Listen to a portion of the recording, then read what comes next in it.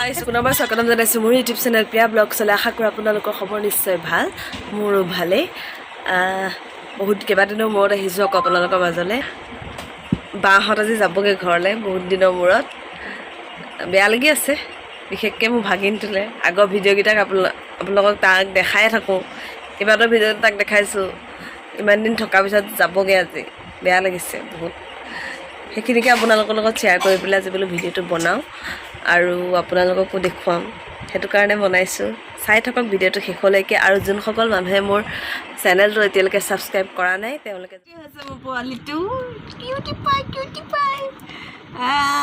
ইয়াত থাকি কেনেকুৱা লাগিলে ইমান দিন থাকিলা তুমি ইয়াত ভাল লাগিলে আৰু এতিয়া তুমি ঘৰলৈ কাৰ লগত যাবা পাপা আহিলে নেকি বহুত কাক বহুত মিছ কৰিবা কচোন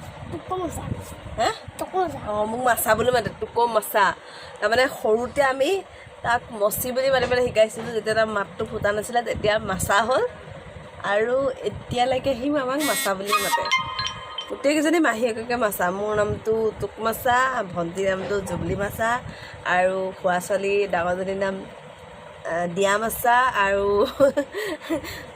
সৰুজনীৰ নাম হেনো সৰু মাহীয়েকৰ ঘৰলৈ যাবলৈ মন গৈছে ক'ত যাবা এতিয়া তুমি ৰেডি হ'ব লাগিব এতিয়া দেই ক'ত যাবা তুমি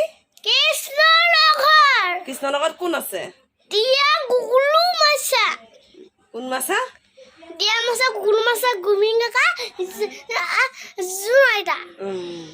আমি এতিয়া যাম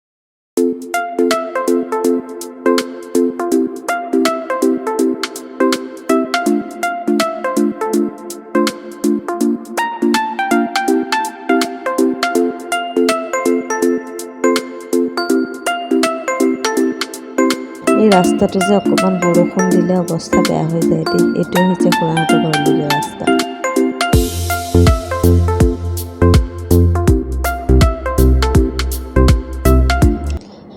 খুৰাহঁতৰ ঘৰ আহি পাই গ'লোহি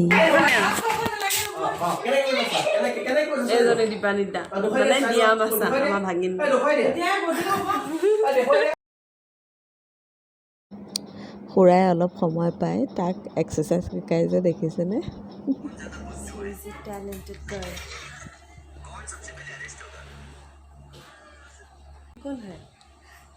My name is Divalakshmi. Itule swagame adle. Hi. Hey. Ya mahiye ke jeni. Hey. Paise ke ta. Mo swali no. Tumi salla gom pao no. Mo logo boy hai. Mo logo bol. Divalakshmi ki hoy tomar naam to Kachhap. Yeah. Kun class e pঢ়ি আছা? Class 2. এতিয়া খুৰীয়ে আমাক চাহ খাব দিছে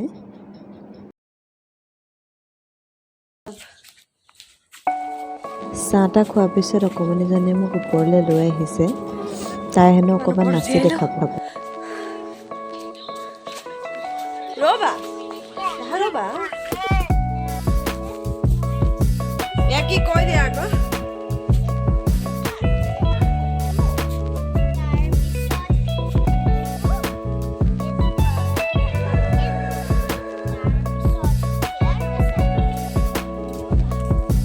এতিয়া আমাৰ ভণ্টিজনী অকণমান নাচি দেখাব মই ভিডিঅ'টো আপোনালোকক দেখাই আছোঁ হ'ব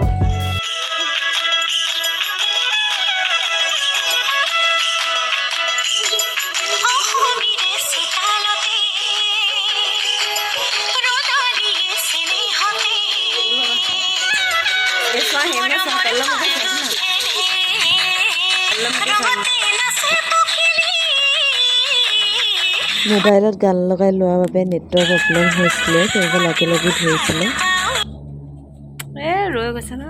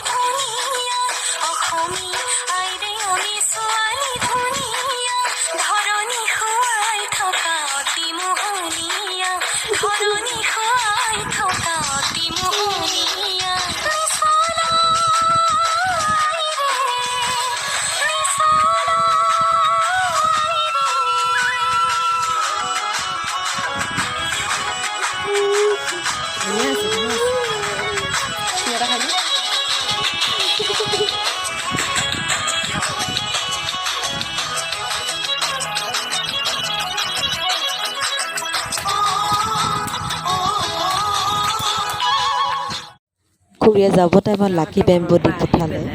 দেখিলোঁ যে মোবাইলটো একেবাৰে চাৰ্জ নাইকিয়া হৈ গ'ল আৰু বিশেষকৈ ৰাতিপুৱাৰ পৰা আমাৰ ইয়াত কাৰেণ্ট নাছিলে আৰু ইয়াত বিশেষটো মানে এতিয়াৰ কথা নহয়, আগৰে কথা। যেতিয়া ৰাতিপুৱা এজাক ডাঙৰ বতাহ ধুমুহাৰ সৈতে বৰষুণ দিব তেতিয়া দেখিব গোটেই দিনটো কাৰেণ্ট কাটি থৈ দিয়ে। আজিও সেই একেই হ'ল। ৰাতিপুৱা চাৰ্জ দিবলৈও নাপালোঁ, মানে শুই থাকোঁতে লাইট গ'ল যি গ'লেই নাহিলেই। আৰু যিকণ চাৰ্জ আছিলে সেইখিনিতে প্ৰথম ভিডিঅ'খিনি বনালোঁ আৰু পিছত মানে চাৰ্জ একেবাৰে কমি গুচি গ'ল আৰু মই খুৰাহঁতৰ ঘৰৰ পৰা আহি ভিডিঅ' কৰা নহ'ল আৰু সেইখিনিতে মই চাৰ্জ দি ভাত চাত খাই শুই থাকিলোঁ। শুনো মানে অকণমান দিনত আজি চকু দেখি গম পাইছে চাগে শুনো মই আজি। এনেইতো দিনত শুব নাপাওঁৱেই, আজি অকণমান শুলোঁ। আৰু এতিয়া আহিব বাক নিবলৈ ভিডিঅ', গতিকে ৰাতিপুৱা কৈছিলোঁ যে আজি ভিডিঅ'টো বনাইছোঁৱেই সেইটো কাৰণে। এতিয়া সেইখিনিকে দেখাম বাৰু, খালি ভিডিঅ'টো চাই থাকিলেহে দেখিব। আহি পালেহি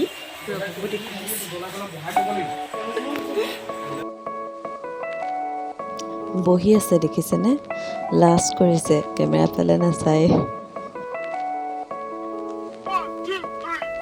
বাহঁতে যাবলৈ ৰেডি হৈ গ'ল।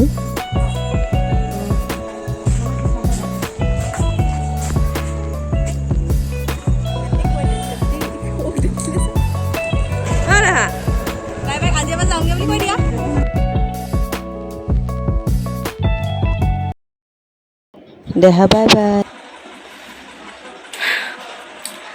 মোৰ এই ভিডিঅ'টোৰ মাজত মই কেইটামান কথা ক'বলৈ লৈছোঁ।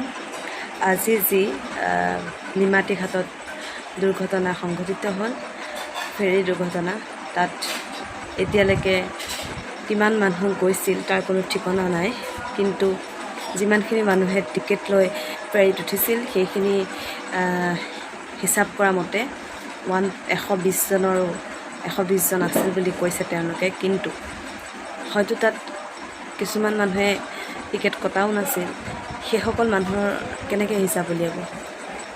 বহুত মৰ্মাহত হৈছোঁ আজি ঘটনাটো শুনি, বা ফেচবুক, হোৱাটছএপ, ইউটিউব আৰু নিউজ চেনেল এই সকলোবিলাকত সেই দৃশ্যকেইটা দেখি নিজে আচৰিত হৈছোঁ। মানে কি হৈছে মানে এইবিলাক?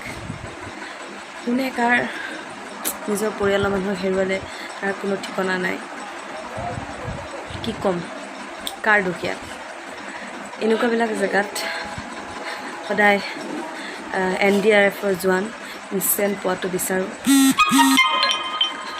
প্ৰত্যক্ষদৰ্শীসকলৰ মতে যিসকল মানুহ সেই সময়ত সেই ঠাইত উপস্থিত আছিল, তেওঁলোকে কোৱা মতে সেই দুৰ্ঘটনা হোৱা আধা ঘণ্টা পৰ্যন্ত NDRFৰ জোৱান আহি পোৱা নাছিল। সেইখিনি মানে কিয় এনেকুৱা হয়? সদায় যে দুৰ্ঘটনা আগত হয়, আধা ঘণ্টা 1 ঘণ্টা পাছত যেন আমাৰ এনেকুৱা জোৱানবিলাক গৈ যে উপস্থিত হয়। উদ্ধাৰ অভিযান চলাবলৈ নৌ পাওঁতেই তেওঁলোকে হয়তো নিজৰ প্ৰাণ হেৰুৱাবলগীয়া হয়। এইখিনি কিয় হয় মানে? কি বুলি ক'ম, নাই হোৱা নাই এতিয়ালৈকে। বহুত মানুহ এতিয়ালৈকে সন্ধানহীন হৈ আছে। কিছুমান তোমাৰ পানীৰ লগত বিলীন হৈ গ'ল বুলি ক'লেও বেয়া নহয়। কি দেখি পেলাই মানে কি ক'ম, ক'বলৈ ভাষা নাই। ভগৱানৰ ওচৰত এটাই প্ৰাৰ্থনা, এনেকুৱা দিন যাতে আকৌ দেখিবলৈ নিদিয়ে। সেইসকল মানুহ যিসকল এতিয়ালৈকে উদ্ধাৰ হোৱা নাই, উদ্ধাৰ অভিযান তেওঁলোকৰ গুৰুত্বত চলি আছে। গতিকে তেওঁলোকক সোনকালে যাতে উদ্ধাৰ কৰি দিয়া আৰু তেওঁলোকে পৰিয়ালৰ মানুহে যাতে তেওঁলোকক সোনকালে গ্ৰহণ কৰিব পাৰে, সেইটোৱেই বিচাৰিছোঁ। ভগৱানৰ ওচৰত এটাই প্ৰাৰ্থনা, এনেকুৱা ঘটনা যাতে পুনৰাবৃত্তি আকৌ নহয়।